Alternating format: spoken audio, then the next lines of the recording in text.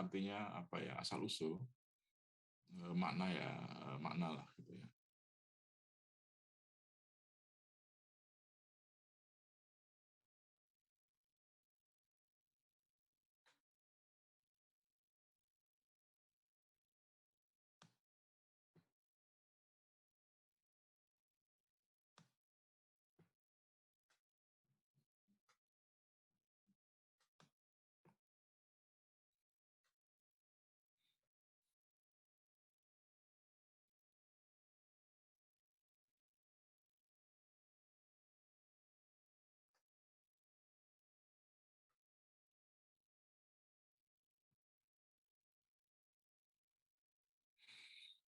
Oke, jadi ada banyak cara ya untuk mendefinisikan sesuatu atau dalam bahasa Indonesia itu memberikan pengertian.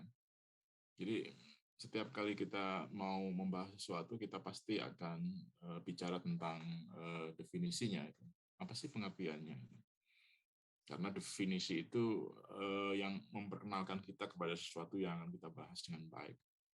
Salah satu cara yang paling sederhana adalah dengan menganalisis dan menyusun ciri-ciri umum yang melekat pada apa yang akan diberikan definisi. Jadi biasanya ketika kita mendefinisikan sesuatu, ciri-ciri umumnya itu yang pertama kali kita akan akan gambarkan. Kemudian berdasarkan ciri-ciri umum itu, rumusan definisi akan mudah. Jadi apa sih ciri umum gitu yang melekat pada satu hal tertentu atau benda tertentu gitu, sehingga itu yang kita gambarkan ketika kita akan mendefinisikan sesuatu. Ya, kalau manusia itu ciri-ciri umumnya seperti ini, kalau binatang ciri-ciri umumnya seperti ini. Meskipun nanti ada ada ciri khas ya, yang ciri khas itulah yang nanti membedakan antara satu hal dengan hal lainnya. Nah, itu yang pertama. Yang kedua,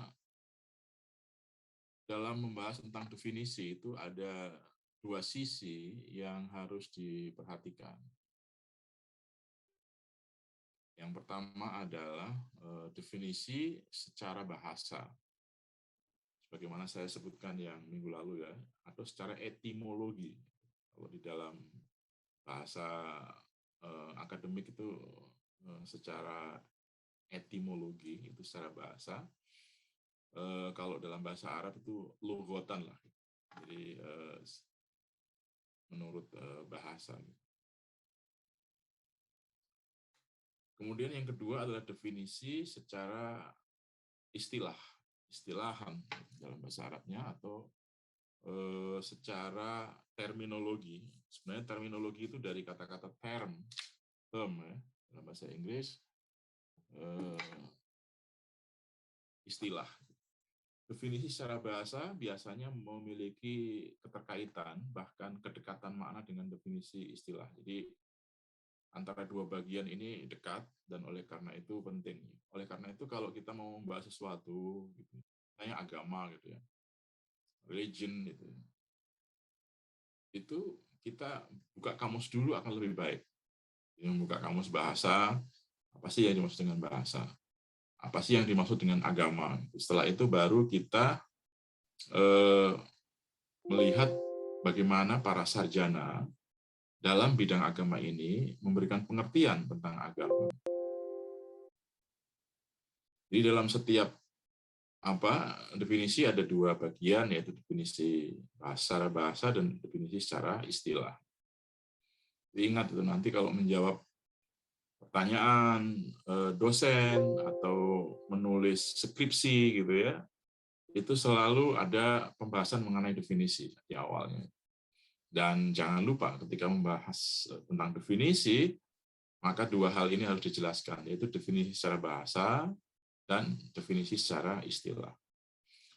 Dalam setiap pembahasan, dalam tradisi akademik di universitas, di kampus maksud saya, di kampus manapun, di universitas manapun di dunia ini, pendekatan dengan dua sisi seperti ini, itu bahasa dan istilah itu seperti sebuah keharusan.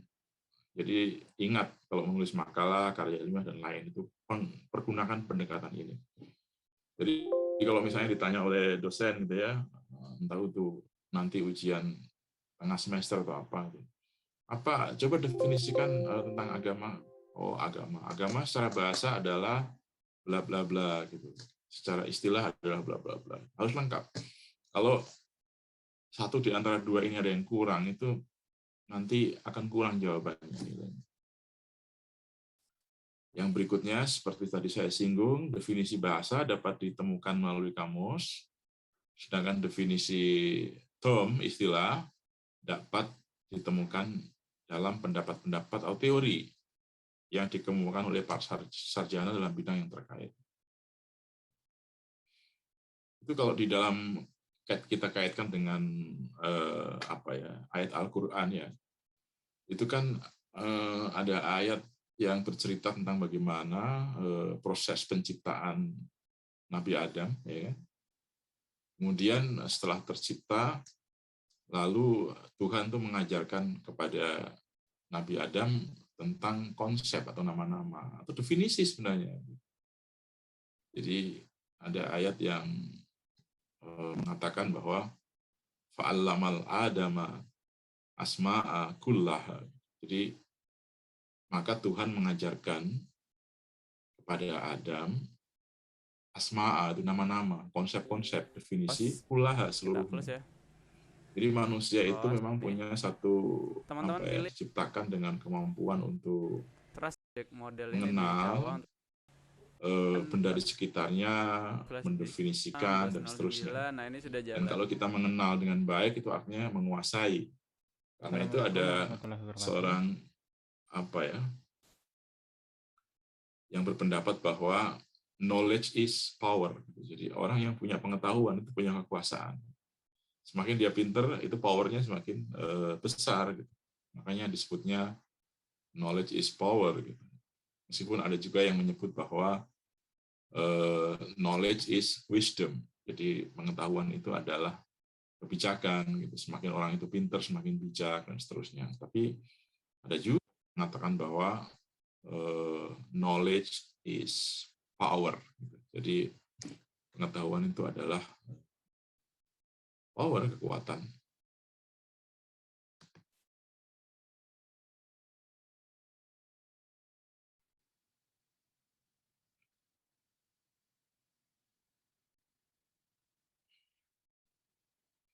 Nah, ini adalah definisi secara bahasa yang tadi saya maksud ya. Ini agama itu dalam bahasa Indonesia ya, agama ya, religion bahasa Inggris, din itu bahasa Arab. Ini ada 3 istilah yang nanti kita akan bahas. Yang pertama adalah kata agama, bahasa Indonesia. Jadi seringkali kita dengar dalam pembicaraan sehari-hari gitu ya, agama Islam, agama Kristen, agama Hindu, agama Buddha, itu agama-agama yang dikenal di Indonesia ya dan punya pengikut yang besar.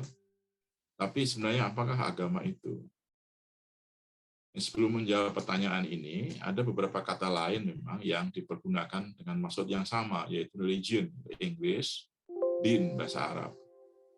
Jadi ketiga kata tersebut merupakan kata yang paling banyak dipergunakan. Dinul Islam, din, religion, religiosity, dan seterusnya.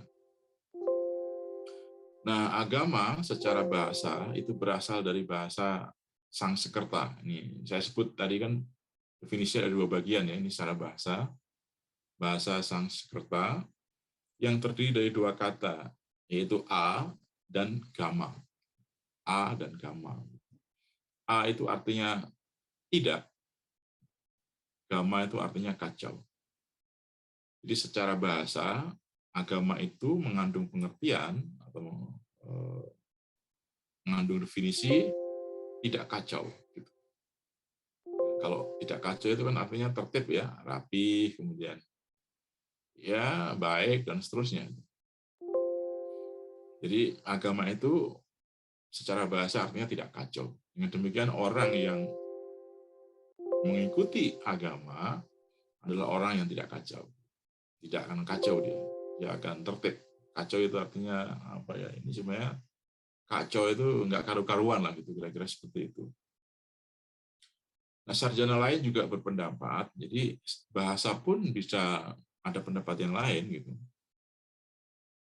Bahwa agama itu bukan berasal dari bahasa Sanskerta, tapi berasal dari bahasa Indo-Germania, yang artinya jalan. Jadi secara bahasa, agama adalah jalan menuju kebahagiaan. Jadi orang yang mengikuti agama, itu dia sama dengan mengikuti sebuah jalan yang akan mengantarkan pada kebahagiaan. Jalan. Itu kata agama. Bagaimana dengan kata religion? Religion secara bahasa disebut juga dengan religion, itu berasal dari Latin ya, bahasa Latin, religion atau juga religio, yang berarti kesadaran tentang kesalehan. Saleh itu kan, soleh itu kan orang yang taat, kesadaran tentang ketaatan. Tapi juga kadang-kadang dikaitkan dengan religiare, yang berarti hubungan atau ikatan yang ketat. Dengan demikian, religion mengandung pengertian sebuah ikatan yang ketat. Itu religion.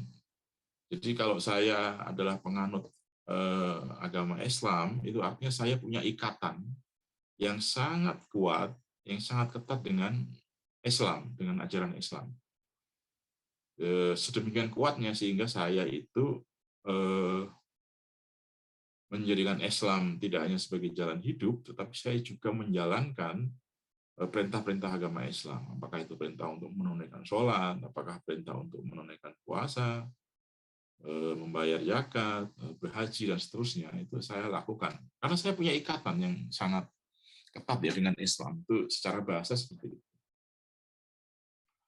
Nah, istilah yang terakhir, din, secara bahasa mengandung arti hubungan antara dua pihak yang salah satu dari keduanya mempunyai kedudukan yang lebih tinggi, itu din.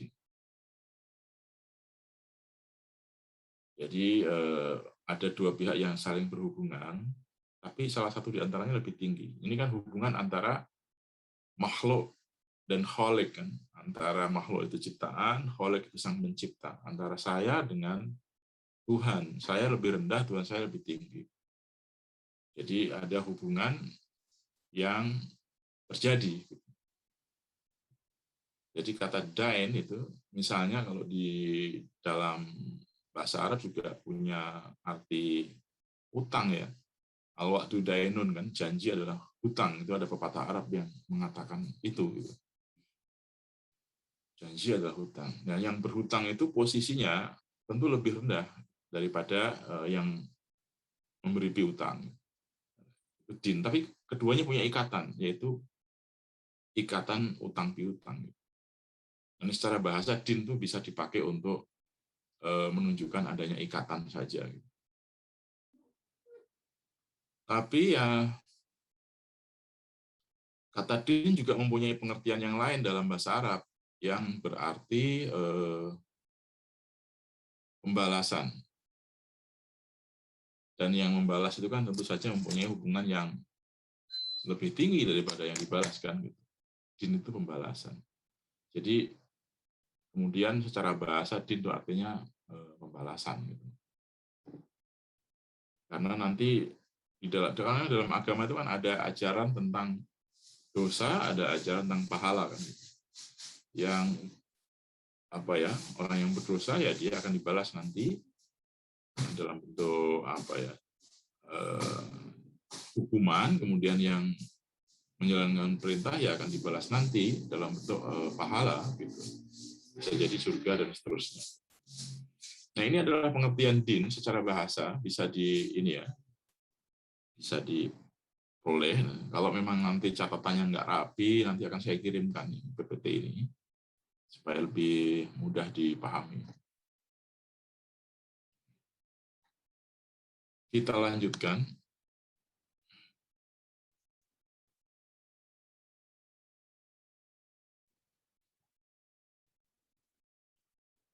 Ini agama secara istilah, secara terminologi. Tadi kan secara etimologi.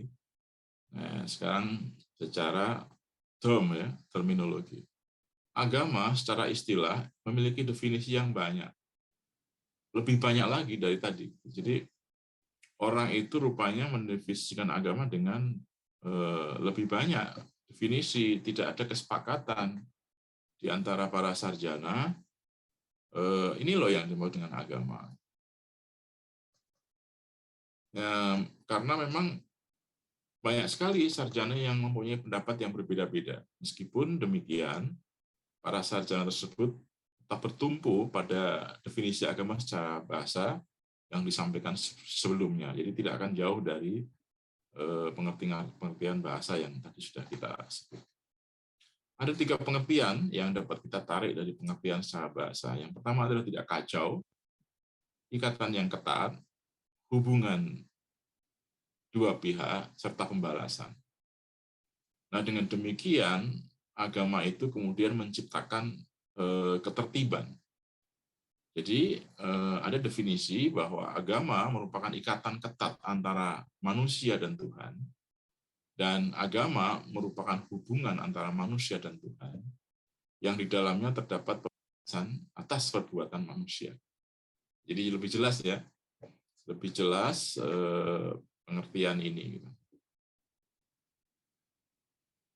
Ada yang punya pendapat yang ketiga ini, yang terakhir adalah agama merupakan fenomena yang kompleks untuk didefinisikan. Ini gejala-gejalanya kompleks sekali, susah. Itulah kemudian muncul definisi tentang agama dari para sarjana, dan pada umumnya mereka memberikan ciri-ciri umum saja, jadi tidak mendefinisikan secara secara umum, secara khusus gitu ya. Pertama adalah agama merupakan sistem kepercayaan. Jadi system of belief ya. Jadi kita percaya agama itu. Jadi aspek iman atau percaya merupakan aspek pertama dalam agama. Jadi kalau kita tidak percaya, if you don't believe, it means that you do not follow that religion. Jadi kalau kamu tidak percaya, itu artinya kamu tidak ikuti agama itu. Jadi kita percaya kepada Tuhan itu dalam bentuk sebagaimana digambarkan oleh Islam, maka kita kemudian menjadi umat atau pengikut agama Islam. So, percaya itu penting dalam agama, karena itu iman itu adalah dasar yang paling pertama. Yang kedua, jadi yang pertama adalah agama sistem kepercayaan, yang kedua adalah agama itu sistem ritual. Ritual itu ibadah. Jadi di dalam setiap agama terdapat cara-cara tentang bagaimana manusia itu beribadah kepada zat yang diyakininya. Kalau dalam Islam, ibadah bentuknya kan macam-macam kan. Ya kita menunaikan sholat 5 kali dalam sehari semalam, itu ibadah, itu ritual. Dan caranya seperti ini, waktunya seperti ini. Makanya disebutnya sistem ritual. Karena dia lengkap. Jadi sebelum kita sholat kan ada cara-caranya kan. Misalnya kita harus berwudu dengan cara seperti ini. Kita harus mengenakan pakaian yang begini, dan seterusnya. Makanya disebutnya sistem ritual atau ibadah. Yang ketiga, agama juga merupakan sistem budaya yang di dalamnya terdapat simbol-simbol. Nah, mengapa disebut sistem budaya? Jadi manusia itu kalau hidup berkelompok, itu kan dia menciptakan satu kebiasaan tertentu, simbol-simbol. Kalau di dalam Islam, misalnya kebutuhan untuk menunaikan sholat berjamaah itu kemudian menimbulkan tumbuhnya kebutuhan akan rumah ibadah yang disebut dengan masjid. Nah, rumah ibadah itu kan ada ininya, ada arsitekturnya kan gitu. Ada apa ya? Ada arsitekturnya, ada simbol-simbolnya dan seterusnya yang di setiap negara Muslim itu berbeda-beda itu kebudayaan tentang bangunan masjid misalnya, arsitek masjid. Makanya disebutnya sistem budaya juga. Atau tentang nilai-nilai yang harus diikuti oleh masyarakat tapi yang sifatnya tidak merupakan nilai yang apa ya, yang wajib dalam pengertian harus begini. Kalau sholat kan sama ya antara orang Islam di Indonesia, di Malaysia, di Brunei, kemudian di Tunisia, atau di mana negara-negara Eropa Timur itu sama. Tetapi dalam hal-hal yang berkaitan dengan budaya itu bisa beda. Misalnya cara berpakaiannya beda. Tapi kan prinsip menutup auratnya itu tetap sama. Atau misalnya kalau di bulan Ramadan kita nonton TV gitu, itu ada acara tentang Ramadan di berbagai negara, tentang bagaimana cara mereka berbuka puasa, iftar. Makanan pertama apa yang dimakan, itu, minuman apa yang dibuat, itu adalah bagian dari sistem budaya. Nah, setiap agama itu punya sistem budaya, termasuk Islam. Masjid juga merupakan simbol, kemudian kita juga punya Ka'bah sebagai simbol, gitu kan. Sebagaimana orang-orang Katolik juga punya paus sebagai simbol. Jadi itu pengertian agama secara istilah, secara ringkas. Jadi dengan demikian maka definisi tentang agama itu sedemikian rumitnya, akhirnya orang lalu membuat 3 poin ini sebagai ini: sistem kepercayaan, sistem ibadah, dan sistem budaya.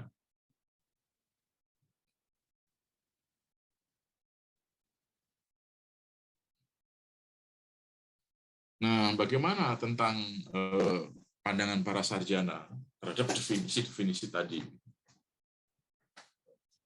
Ini pertama saya mengutip orang yang bernama William James. Orang ini hidup pada 1842 sampai 1910.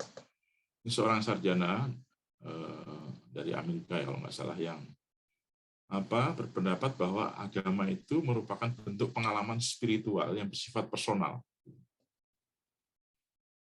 Jadi agama bagi dia adalah pengalaman spiritual. Oleh karena itu kalau agama tanpa pengalaman spiritual itu bagi dia tidak ada artinya. Itu hanya ritual-ritual luaran saja. Tapi pengalaman spiritual itu kan bisa berbeda-beda setiap orang ya ketika dia mengalami agama. Itu makanya dia menyebutnya the varieties of religious experience. Jadi macam-macam pengalaman agama. Buku ini terbit tahun 1902 yang menegaskan variasi pengalaman spiritual orang, tetapi pada umumnya memberikan kesadaran yang sama. Jadi dengan beragama, orang ada yang merasa nyaman, tenang, bahagia, dan sebagainya. Karena itu aspek pengalaman spiritual menjadi penting dalam setiap agama. Itu kata William James. Jadi dia lebih memfokuskan definisi agama pada spiritualitas yang dialami oleh pemeluknya.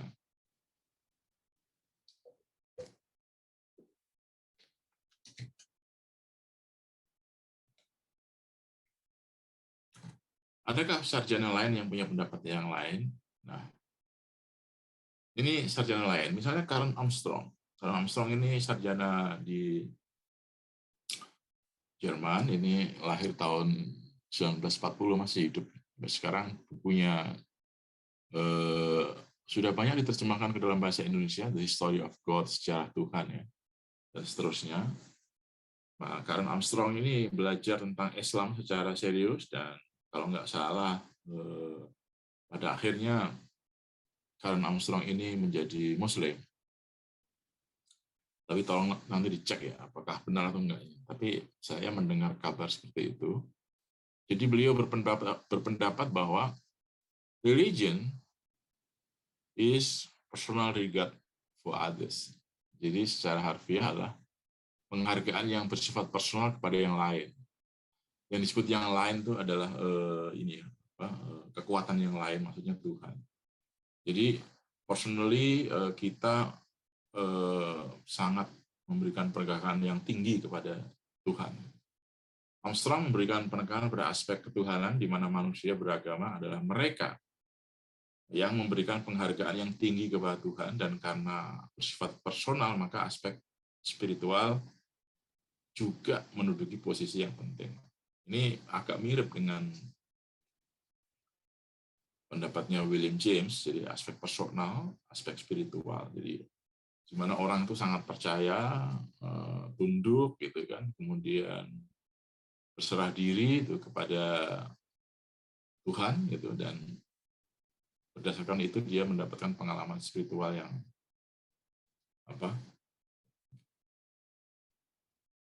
dia alami dan menjadikan agama itu menjadi penting. Itu tentang Karen Armstrong. Udah salah cetak itu ya, saya ketik ya. 44. Nanti saya cek sebelum saya kirimkan. Yang kedua, Emil Durkheim. Ini seorang sarjana lama, hidup tahun 1858 sampai 1917. Dia menulis buku yang sangat terkenal sebenarnya, The Elementary Form of Religious Life, yang telah diterjemahkan dalam banyak bahasa, termasuk bahasa Indonesia. Itu beliau memberikan penekanan pada bahwa agama merupakan pengalaman bersama sebuah komunitas atau kelompok masyarakat. Jadi ini ada ya yang disebut agama itu kan selalu komunal, nggak mungkin agama itu sendirian gitu. Jadi agama Islam ya banyak lah jumlahnya. Kalau di Indonesia ya mayoritas, di dunia juga nomor 2 setelah Kristen. Jadi kalau dari segi kuantiti ya jumlah itu, Muslim itu sebenarnya di bawah Kristen. Karena Kristen itu kan Katolik Protestan ya, tersebar di Eropa Barat, kemudian di Amerika, termasuk Amerika Latin gitu, all around the world lah gitu. Sementara Islam itu kan di Timur Tengah, kemudian Afrika Barat, sebagian Afrika Hitam, Persia, kemudian Asia dan Asia Tenggara. Sebenarnya ini pembagian wilayah yang secara umum kemudian menjadikan kayak blok-blok begitu ya. Tapi secara jumlah ya, coba nanti dicek di Google, secara jumlah itu Islam nomor 2, yang pertama tetap Kristen ya. Agama bersifat sosial karena selalu melibatkan orang banyak, begitu kata Durkheim. Ritual agama dilakukan dengan melibatkan banyak orang. Jadi dia mengatakan pertama, that religion is a communal activity, selalu merupakan aktivitas komunal, that members of a religious community share two activities, their belief and their practice, they perform together. Jadi ada para pengikut agama itu saling bersama-sama gitu, melakukan 2 aktivitas. Pertama, mereka percaya, artinya sama-sama beriman. Yang kedua, sama-sama menjalankan perintah Tuhan itu sama-sama. Jadi, sholat ya kita sama-sama. Bagi yang Muslim, kemudian bagi yang Kristen ya dia ke gereja sama-sama. Kemudian nomor 3, that belief and practice, the rite and ritual, relate to secret object. Jadi kepercayaan dan prakteknya itu berhubungan dengan objek yang dianggap suci, dalam hal ini adalah Tuhan. Dapat disimpulkan bahwa bagi Durkheim, agama merupakan a system around the sanctuary that is a system of belief and practice and social behavior that unite individual in moral community. Jadi sistem kepercayaan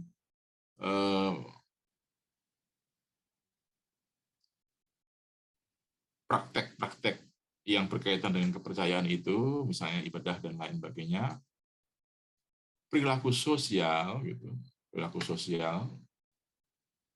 yang menyatukan individu dalam moral masyarakat. Jadi ada masyarakat yang bermoral yang itu dikontrol oleh kepercayaan, praktek, dan tindakan-tindakan sosial bersama. Jadi kalau misalnya dalam Islam itu ada larangan untuk minum minuman keras gitu, mabuk itu, maka seseorang Muslim yang mabuk itu dia artinya sudah melanggar moral dari komunitasnya. Pasti orang akan mengatakan, oh dia telah melakukan kesalahan, gitu, telah berdosa karena dia mabuk, dan seterusnya. Gitu. Jadi itu yang dimaksud oleh Durkheim dengan system of belief, practice, and social behavior that unite the individual in a moral community. Lalu ada orang lagi, namanya adalah Mircea Eliade. Ini menegaskan aspek perbedaan antara antara yang suci, bukan cuci, suci the secret, dan yang duniawi the profane dalam setiap agama, dengan argumen yang lebih detail sebenarnya dibandingkan dengan Durkheim. Di dalam setiap agama pasti ada hal-hal yang dikelompokkan sebagai bagian yang suci, yang dunia dan yang duniawi. Dalam Islam misalnya Allah, ya, Quran, teks-teks yang bersumber dari Nabi dan Ka'bah serta beberapa hal lain itu dianggap sebagai suci. Nah, kalau hal-hal yang suci itu dihinakan, orang Islam itu akan marah. Muslim akan merasa tersinggung kalau dilecehkan. Tapi kalau yang sifatnya yang duniawi ya tidak. Itu Mircea Eliade.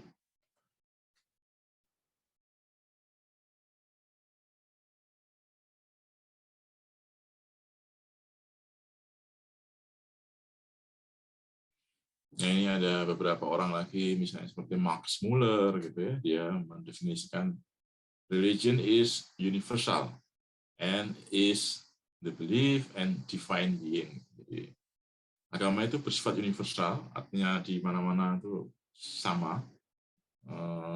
Artinya Muslim di sini, Muslim di Afrika, Muslim ini sama. Dan percaya akan adanya divine, ya. Being itu divine. Being itu zat yang ini ya, suci lah yang ada. Atau orang seperti A.B. Taylor itu mendefinisikan agama, religion is the belief in soul and spiritual being. Jadi kepercayaan di dalam jiwa dan tentang keberadaan aspek spiritual. Atau J. Fraser, the religious stage involve the pacifying of superhuman being from the relationship that all human beings depend on. Jadi pengakuan ya terhadap adanya yang superhuman itu dalam hari ini Tuhan, dalam hubungan-hubungan yang kemudian kepadanya kita bergantung. Atau ada orang lagi namanya Rudolf Otto, in the presence of concept of special significance and value in the idea of sanctuary, which he called nomonius, and it is the extraordinary different present that generate feeling of fascination, mystery, and fear. Jadi ada kehadiran dari zat yang suci, gitu, yang sangat luar biasa, yang menimbulkan perasaan terpesona, misteri, dan juga takut. Dalam hal ini adalah Tuhan. Itu terakhir ya, dari Clifford Geertz, religion system of symbol, sistem-sistem simbol that relate to the world, human relation, and ourselves. Religious symbol, they not a cosmological perception, but also sub a way of life. Jadi simbol-simbol agama itu berisi kepercayaan-kepercayaan yang sifatnya kosmologis, keduniaan, dan juga membentuk jalan hidup manusia. Jadi kesimpulannya adalah the term religion can be defined as a system of belief. Jadi agama dapat disimpulkan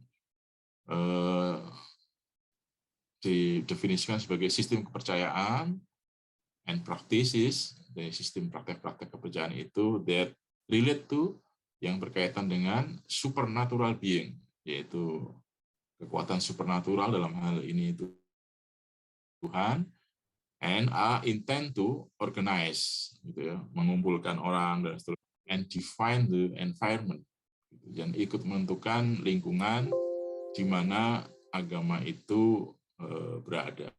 Itu kesimpulan dari PPT kita.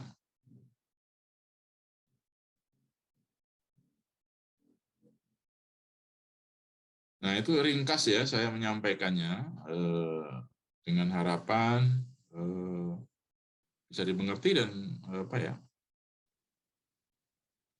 ada yang mengajukan pertanyaan sehingga saya bisa memberikan jawaban.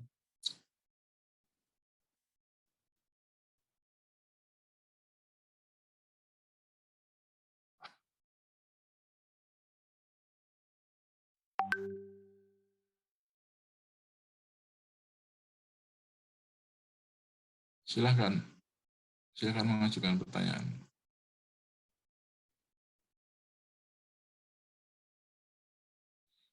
Nah, itu di chat itu saya share buku baru dari Profesor Komarudin Hidayat, judulnya Imajinasi Islam. Itu meskipun buku itu ditulis oleh beliau dalam rangka ulang tahunnya ke 68 gitu. Tapi kalau dibaca itu akan menjadi pengantar kepada agama Islam yang bagus lah gitu. Kita baca pengalaman orang gitu. Ada di kolom chat. Ini kok chatnya ini ya? Harusnya ke mana ya? Oh, harus salah.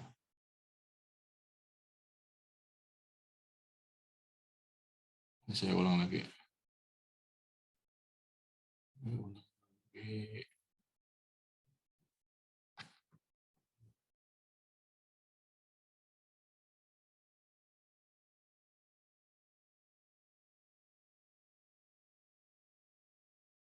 Iya, itu. Silakan di-download buat baca-baca. Silakan, ada yang bertanya tentang agama. Jadi kalau di dalam agama kita, agama Islam itu memang ada definisi ya tentang agama, mawaddin gitu ya.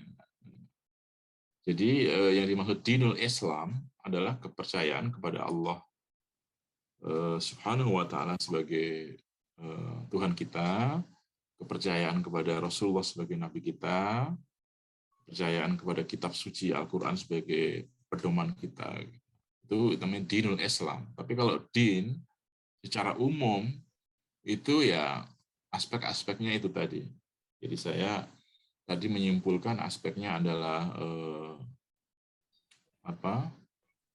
sistem kepercayaan, kemudian praktek dari kepercayaan itu, lalu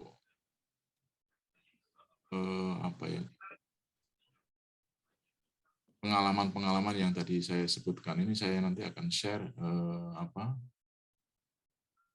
PPT tadi yang sudah saya sampaikan.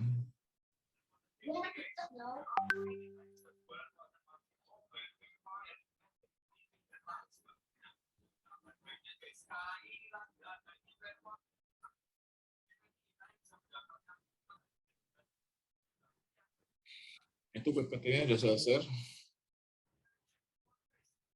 Silakan di-download, nanti dipelajari di ini. Silakan kalau mau mengajukan pertanyaan.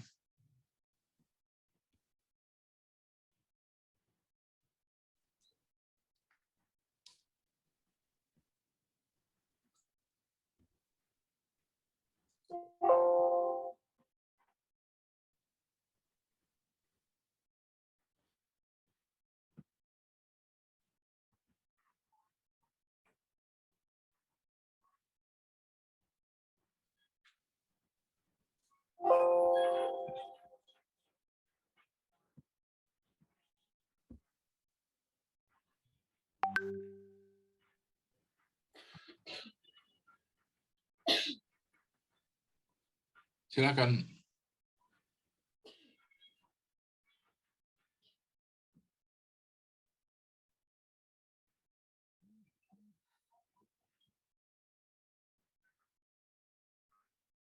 Gimana? Saya kurang dengar. Tolong diulang.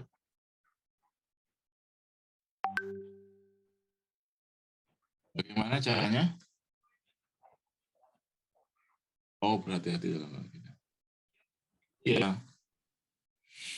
Jadi ini apa? Buku apa pelajaran ini, mata kuliah ini, pengantar studi Islam. Itu kita memang awalnya dimulai dari yang umum ya.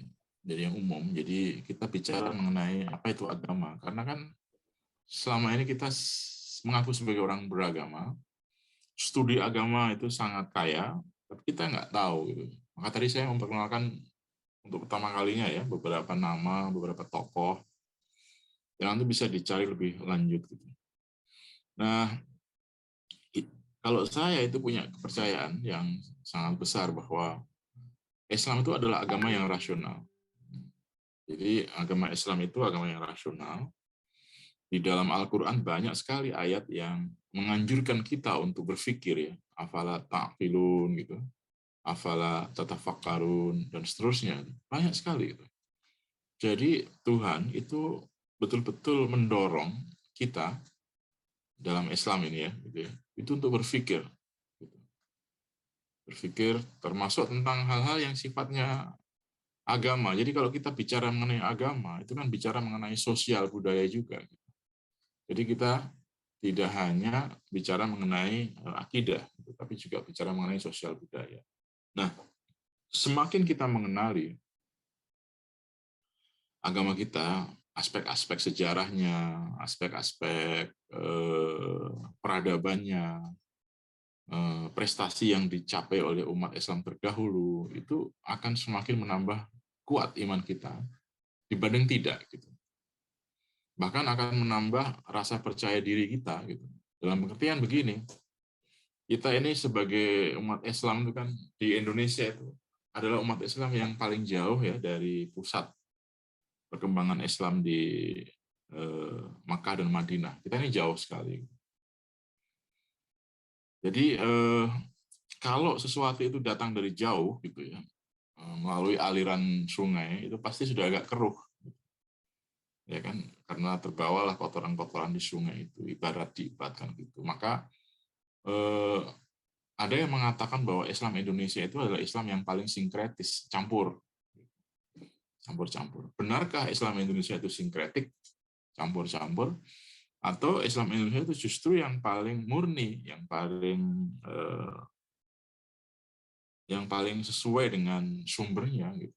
Nah, inilah pertanyaan-pertanyaan yang nanti akan dikaji oleh para sarjana Muslim gitu. Gitu. Jadi semakin kita belajar tentang Islam itu justru akan semakin kuat akidah kita. Semakin kita sedikit belajar, akidah kita akan semakin mudah digerus oleh terpaan tentang ide-ide baru, konsep-konsep baru gitu yang bisa jadi tidak sejalan dengan agama kita. Jadi kalau saya itu punya keyakinan seperti itu, karena saya percaya bahwa Islam itu agama yang sangat menghargai, ya, menjunjung tinggi akal. Gitu. Makanya di dalam Islam kan ada konsep tentang ijtihad dan seterusnya. Dibandingkan agama lain yang nggak boleh bertanya ini, nggak boleh bertanya itu, Islam itu justru boleh. Jadi justru dengan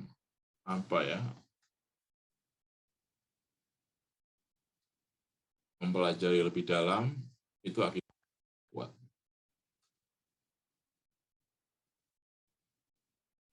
Silakan ada pertanyaan lagi.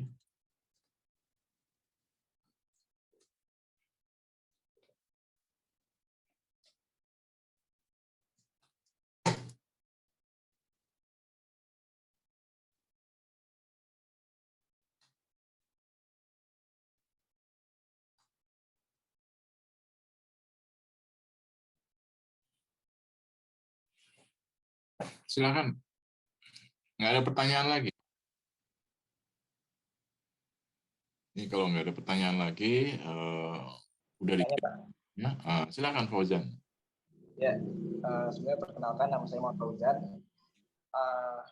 Mungkin beberapa kali saya pernah mendengar istilah mabuk agama, Pak. Nah, dan yang ingin saya tanyakan adalah tanggapan Bapak atau pendapat Bapak tentang istilah tersebut dan juga istilah apa? Ini Pak, mabuk agama, Pak. Mabuk agama. Iya, saya ingin menanyakan pendapat Bapak tentang istilah tersebut dan mengapa seseorang dapat dikatakan sebagai seorang yang mabuk agama, Pak. Terima kasih, Pak. Iya, Fauzan. Pertama saya mendengar istilah mabuk agama itu justru dari kamu ini. Saya sebelumnya belum pernah dengar. Saya belum pernah dengar istilah mabuk agama. Tapi gini ya, Islam itu tidak merupakan agama yang menyuruh pemeluknya untuk ibadah secara berlebihan. Jadi Islam itu tidak suka hal-hal yang sifatnya berlebihan. Holu itu nggak suka. Jadi Islam itu maunya ya agama yang yang sangat memberikan perhatian kepada aspek yang sifatnya spiritual dan non spiritual. Maksud saya begini, kalau kita bicara mengenai ibadah dalam Islam, itu kan dibagi menjadi ibadah yang namanya mahdoh ya, dan ghairu mahdoh. Ibadah mahdoh adalah ibadah yang jelas ya di dalam konsepnya ibadah seperti sholat, puasa, zakat, haji itu mahdoh namanya. Tapi ibadah ada juga yang ghairu mahdoh. Oleh karena itu di dalam Islam mencari nafkah, bekerja gitu ya, kemudian belajar seperti yang kita lakukan sekarang itu juga merupakan bagian dari ibadah gitu. Karena itu Islam kemudian memberikan satu cara ya tentang bagaimana itu dengan mengembalikan kepada niat seseorang. Itu hadis yang populer sekali itu innamal a'malu binniyat itu yang sebenarnya itu dikaitkan dengan hijrah, tetapi sebenarnya itu juga bisa dikaitkan dengan banyak aspek, yaitu soal innamal a'malu binniyat. Jadi Islam itu orang bekerja itu ibadah, orang belajar itu ibadah, dan orang di masjid juga ibadah. Dan kalau ada orang di masjid terus itu tidak mau bekerja untuk mencari kehidupan, Islam tidak suka itu. Itu kira-kira ini ya jawabannya. Jadi istilah mabuk agama itu mungkin saya jujur baru dengar itu istilah mabuk. Tapi memang nanti pada kesempatan yang lain kita nanti mungkin yang kedua atau yang sekarang saya nggak tahu. Itu nanti kita akan belajar tentang tasawuf ya. Tasawuf itu sufisme ya, tasawuf itu orang yang betul-betul menggunakan hidupnya untuk kepentingan spiritual, itu tasawuf para sufi. Nah, ini apakah itu termasuk kelompok yang disebut Fauzan sebagai mabuk agama itu tidak. Tapi nanti kita akan lihat tuh tokoh-tokoh tasawuf di dunia Islam di semester depan. Gitu. Tapi kira-kira kalau Islam secara umum dalam pandangan saya ya, dia tidak suka itu berlebihan. Dia harus jalan tengah, dia harus tawasud ya. Tidak ekstrem kiri, tidak ekstrem kanan, di tengah, ya, tidak berlebihan ibadah.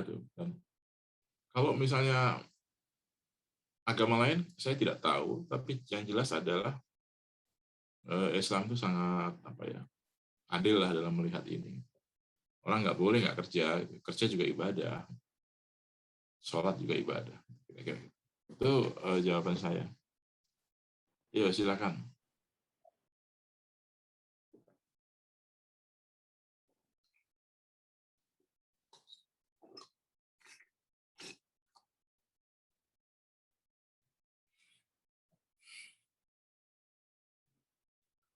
Silakan, saya tunggu yang bertanya.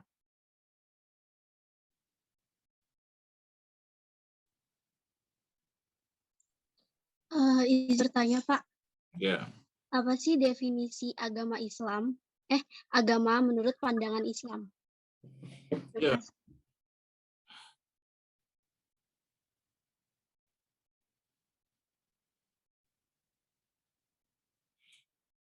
kalau menurut Islam agama ya itu tadi kan keyakinan kepada Allah Subhanahu wa taala gitu kan.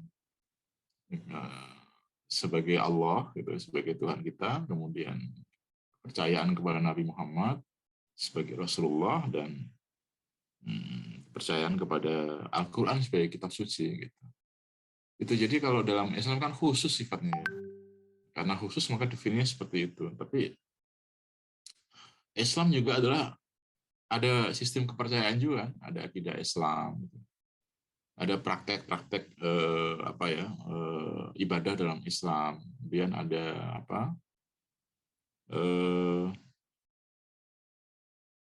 ada perilaku-perilaku yang dianggap baik oleh Islam dan seterusnya. Dan jadi meskipun secara khusus itu sebenarnya dalam agama Islam juga terdapat definisi yang tadi saya sampaikan itu. Tidak jauh beda. Maka kita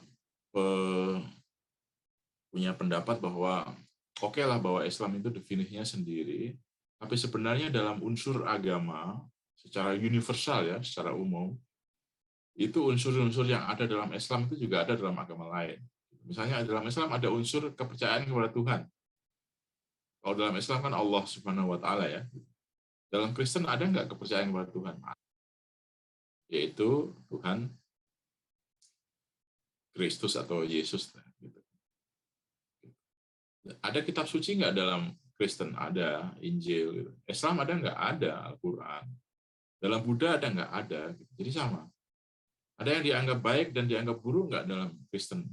Ada. Dalam Islam ada. Jadi secara universal, definisi agama itu kemudian bisa ditentukan secara sama. Bahwa ada sistem kepercayaan, ada sistem ibadah, sistem ritual, gitu. Ada sistem budaya. Gitu. Itu 3 hal yang tadi saya tekankan. Gitu. Islam punya nggak sistem budaya? Punya. Tadi saya contohkan malah adalah masjid dan seterusnya. Kristen punya nggak? Punya. Gereja, cara-cara ini punya. Jadi definisinya itu agama itu ya moralsnya itu sama, lebih kurang sama. Tapi kalau kita mau mendalami khusus ya tentang Islam, ya beda lagi nanti. Ini pengantar umum bahwa yang dimaksud agama itu ya. Jadi religi itu artinya adalah ini, kemudian agama itu artinya adalah tidak, kami itu kacau, tidak kacau, jadi orang yang beragama itu menjadi tertib dan seterusnya dan seterusnya. Jadi kita mendapatkan satu pengetahuan baru bahwa ternyata agama itu tidak simpel loh. Meskipun kita kan selama ini bisa jadi punya anggapan agama itu simpel ya, sederhana. Nah, ini soal kepercayaan, kemudian soal melakukan ibadah dan seterusnya. Tapi it is not simple. Apalagi kalau nanti berkaitan dengan hubungan antar agama-agama, itu semakin rumit lagi. Bagaimana hubungan antara agama Kristen dan orang-orang Kristen di Indonesia dengan orang Islam?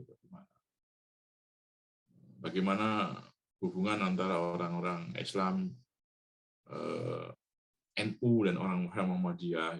Jadi membangun hubungan sosial justru juga merupakan bagian yang tidak sederhana juga. Itu sebenarnya. Tapi unsur-unsurnya kan sama tadi kalau kita renungkan ya, kita pikirkan ya. Unsur-unsurnya sama itu. Ya, ada kepercayaan, ada ibadah, ada system of belief, system of ritual, system of culture gitu. 3 hal itu terutama yang saya tekan.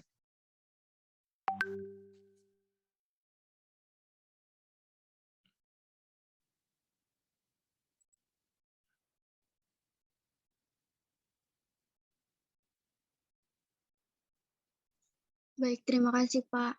Ya.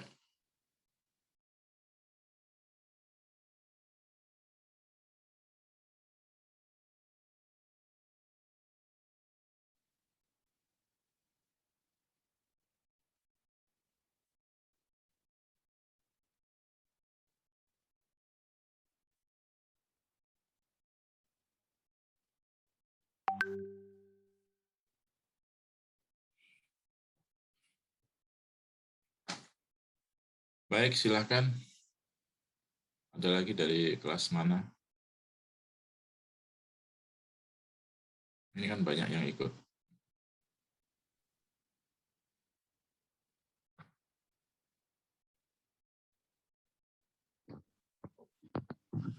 Pak, Iya, silakan. izin bertanya. Saya Muhammad Dimas Abimanyu dari kelas 1B. Dari ketiga poin tadi yang Bapak sebutkan, sistem kepercayaan, sistem ritual, dan sistem budaya. Ya, Dari ketiga sistem ini kan merupakan sesuatu yang bisa diciptakan sendiri oleh manusia, Pak. Menurut saya. Nah, yang mana? apakah dari ketiga sistem ini menurut saya bisa diciptakan sendiri oleh jalan pemikiran manusia, Pak, berdasarkan pengalamannya. Ya, Nah, ya. apakah agama ini bisa diciptakan sendiri, Pak, dari sebuah kelompok masyarakat tertentu?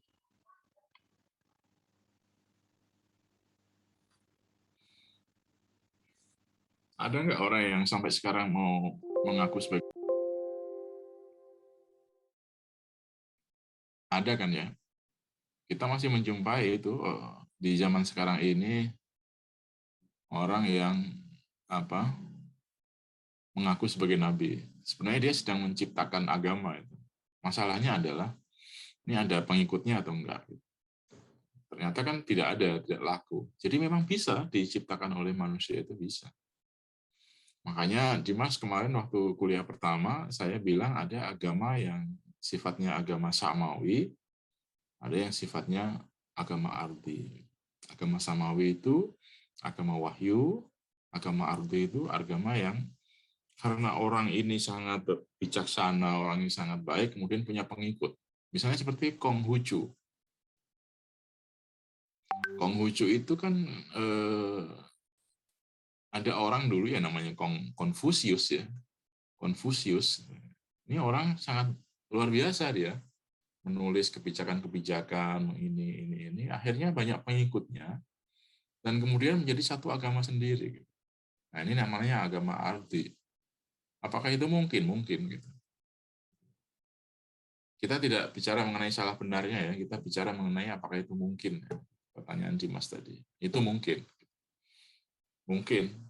Di zaman dulu, ke depan kan kita tidak tahu, tiba-tiba nanti ada orang mengaku nabi, ternyata dipercaya, terus banyak pengikutnya kan, who knows, kan nggak tahu. Gitu. Sistem kepercayaan, sistem ibadah, dan sistem budaya bisa diciptakan oleh manusia. Ya, di masalahnya laku nggak dia dijual, pengikutnya banyak. Nggak. Saya memberi contoh tadi misalnya ya, kalau Islam ya jelas wahyu ya, tapi kalau Konghucu, ini jelas diikuti oleh banyak orang, tetapi dia Konghucu ini nama orang biasa, Konfusius. Jadi contohnya itu. Menjawab pertanyaan dari Dimas.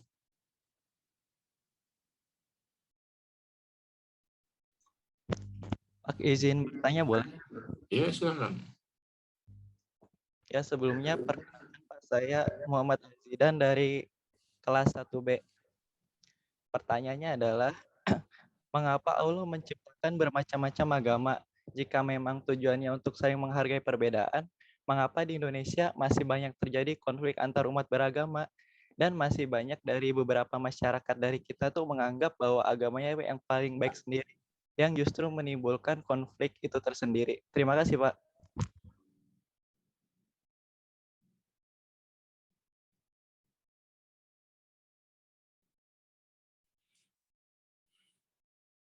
Jadi Allah itu tidak hanya menciptakan agama yang berbeda-beda, tapi juga menciptakan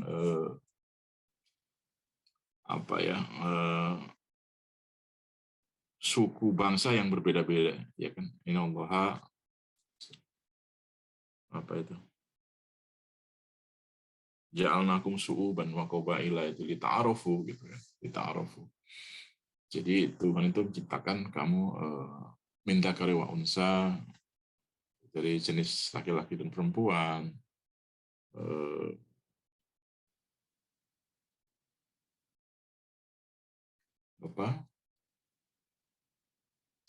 perbedaan suku dan seterusnya gitu ya.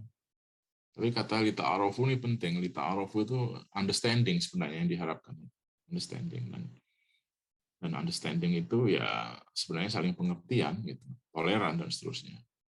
Nah, masalahnya adalah di agama ini, ada dua agama besar ya di dunia ini yang punya semangat yang luar biasa untuk misionaris. Yang pertama adalah agama Islam. Islam itu semangat berdakwahnya tinggi sekali, sehingga ada fakultas dakwah ya, tempat kita belajar ini. Itu kan sebenarnya menyampaikan kebenaran agama Islam. Yang kedua adalah agama Kristen yang punya semangat misionaris yang sangat tinggi. Jadi ini dua agama ini terus-menerus mencari pemeluk baru gitu ya kira-kira. Itu satu penyebab kemudian muncul pergesekan gitu. Makanya di Indonesia kan diatur ya, nggak boleh kita menyampaikan, mengajak orang yang sudah memeluk agama untuk masuk ke agama kita, itu nggak boleh. Dan kemudian mengatakan agama dia salah, itu nggak boleh. Itu supaya apa? Lita'arofu aja, understanding. Satu. Yang kedua, kadang-kadang terjadi konflik yang sumbernya sebenarnya bukan agama, tapi sosial, ekonomi, dan politik. Sosial, ekonomi, dan politik. Yang kedua.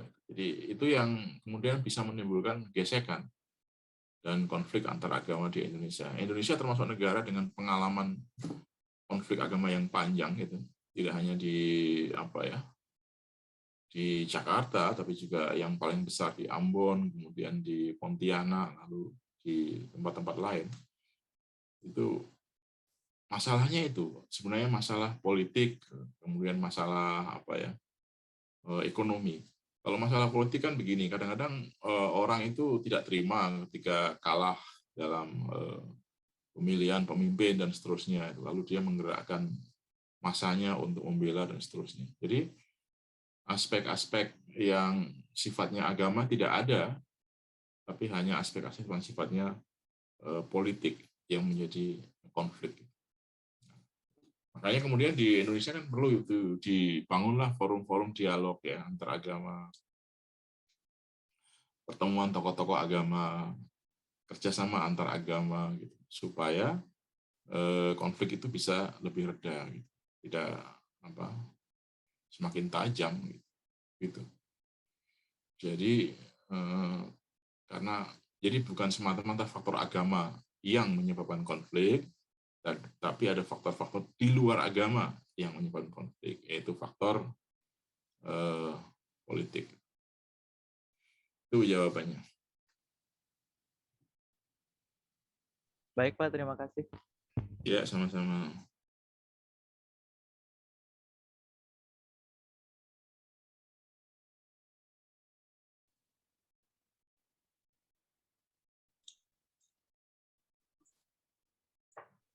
Izin bertanya, Pak. Ya, silakan. Ya, saya Putri Pravinda Babil dari kelas 1A. Jadi saya mau bertanya, saya mempunyai teman, kedua orang tuanya ini menikah dengan beda agama. Kemudian sekarang teman saya ini, dia itu bingung untuk memilih salah satu agama yang akan dipeluknya, seperti itu. Cuman dia menanamkan dalam diri dia tuh bahwa semua agama itu baik, Tuhan itu baik, dan yang harus dia jalani adalah menebar kebaikan aja terhadap sesama manusia. Itu gimana ya Pak menurut pandangan kita gitu? Iya.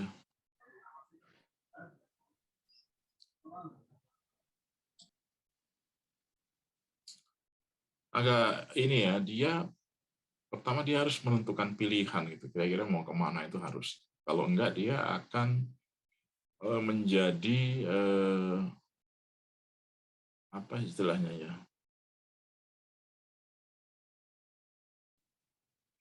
Istilahnya itu percaya kepada Tuhan tapi tanpa agama gitu.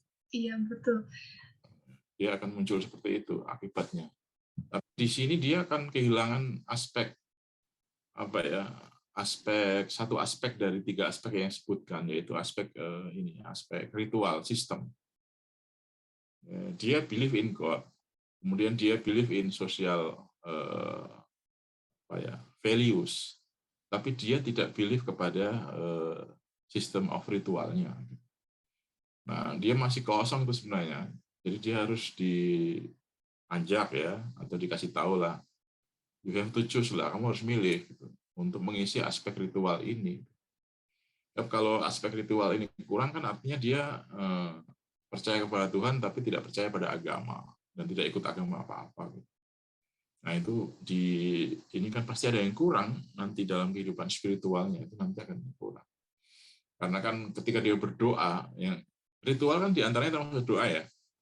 Nah ketika dia berdoa, dia akan berdoa itu dengan cara seperti apa? Apakah dengan menggunakan cara Islam atau cara bukan Islam? Nah ini kan cara ini kan diyakini ini ya, harus diyakini keampuhannya. Jadi kalau kita misalnya berdoa kepada Tuhan, kita yakin bahwa Tuhan itu akan mengabulkan, meskipun tidak sekarang. Tapi paling tidak itu Tuhan akan mendengar, kemudian memberikan perhatian dan seterusnya.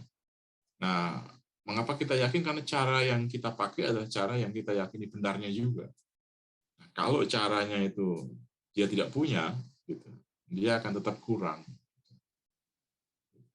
Itu untuk apa ya? Untuk masyarakat Indonesia itu masih jarang yang seperti itu. Tapi untuk di negara-negara lain ya, misalnya di Eropa Barat atau di Jepang sekalipun, itu sudah mulai muncul pandangan seperti itu. Itu jadi pandangannya apa ya? Ya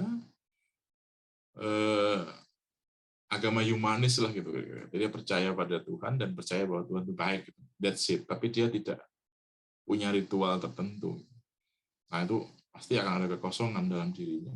Jadi sebaiknya sih Putri, teman kamu ajak lah gitu, berpikir lebih keras lagi untuk hal ini gitu. Tapi terkadang papahnya itu kan Buddha dan keluarga papahnya itu Buddha ya. Terkadang dia suka gimana ya, saya juga bingung, suka terpaksa. Kadang dia ngikut ritual agama Buddha, tapi kadang nanti dia satu sisi dia nyaman dengan Islam.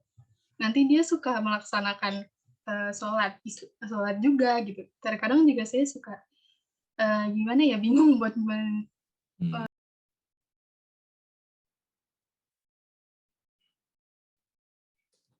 Oke.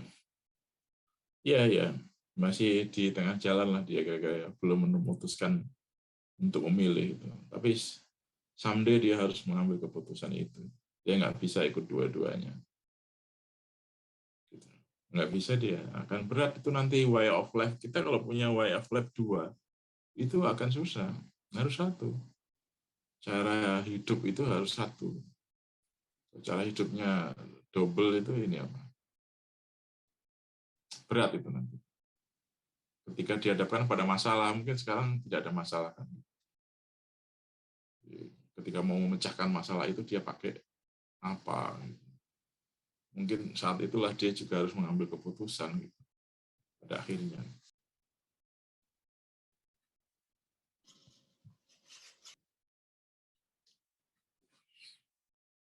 Oke. Cukup. Izin bertanya.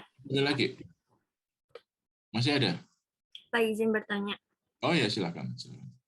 Kan dalam Islam itu kalau dalam pernikahan agamanya harus sama Islam ya. Nah, kalau yang seperti permasalahan tadi temannya Pravinda, orang tuanya itu bagaimana Pak hukumnya? Nah, di sini memang lebih rumit ya, dalam pengertian gini. Kalau di dalam fikih-fikih yang lama gitu ya, dalam Islam itu apa? Laki-laki Muslim itu boleh menikah dengan perempuan non-Muslim, boleh. Ya, fikih-fikih yang lama itu. Cuman dalam konteks apa ya? Undang-undang pernikahan di Indonesia itu tidak dimungkinkan untuk dilakukan. Jadi biasanya kemudian pernikahannya tidak dicatat di kantor urusan agama, tapi dicatat di kantor urusan sipil gitu. Nah, tapi secara fikih itu ada mazhab-mazhab yang membolehkan. Tapi bagaimana dengan sebaliknya? Nah, perempuannya muslimah tapi laki-lakinya non-muslim. Ini yang paling berat ini, karena pendapat mayoritas ulama tidak membolehkan. Mungkin kalau ada yang membolehkan itu para sarjana muslim baru gitu, yang punya pendapat baru dan masih belum kuat gitu ya, dan pengikutnya pun masih belum banyak. Kalau kita kembali kepada mazhab yang lama gitu ya, Syafi'i lah, Hanafi lah gitu ya, itu pasti nggak boleh.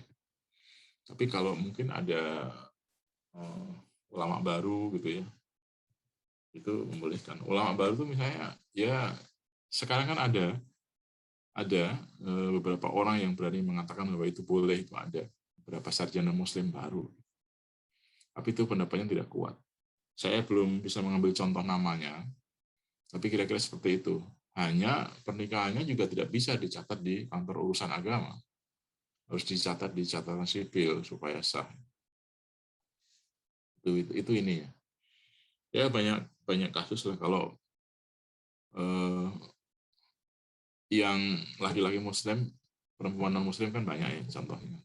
Yang sebaliknya itu termasuk sedikit. Tapi ada, dan ya mungkin ada pendapat-pendapat kecil lah ya, pendapat-pendapat kila-kila itu dalam fikih itu, ulama kecil baru yang berani memperbolehkan dan kemudian orang itu ikut. Tapi secara undang-undang pernikahan, perkawinan dan seterusnya tidak ada di Indonesia, itu enggak ada. Artinya negara tidak bisa, negara dalam pengertian dicatat oleh undang-undang Islam itu enggak bisa. Itu Syafira. Baik Pak, terima kasih.